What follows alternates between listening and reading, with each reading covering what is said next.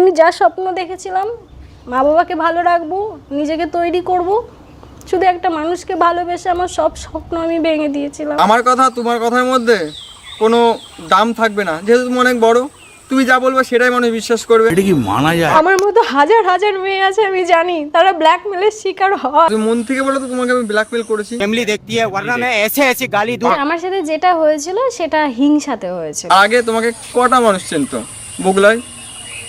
সব তো আমার জন্যই তোমাকে চিনতো একসময়। ओ भाई मारो मुझे मारो। আমার জন্যই তোমাকে চিনতো একসময়। বলছি ভাই একবার এদিকে আয়।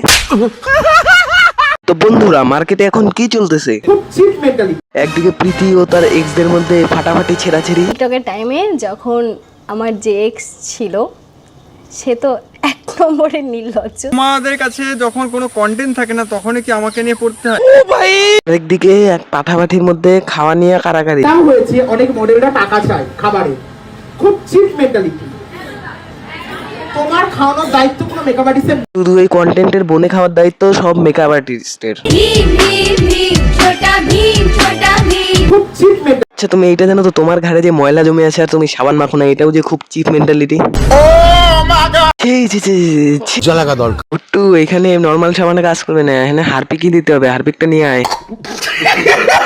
নমস্কার, আমি সুনন্দা চক্রবর্তী। বিগত 4 থেকে 5 দিনের কন্ট্রোভার্সির একটা লিমিট ক্রস করে বলছি স্ক্রিপ্টটা লিখতে একটু বেশি সময় লাগলো না?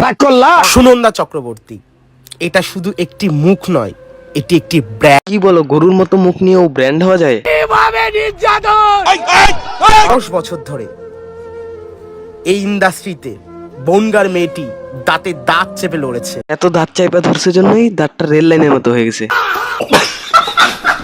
গাইস আজকের জন্য এতটুকুই, পুরাটা দেখছো, হালকা মুইটা শুয়ে পড়ো, টাটা।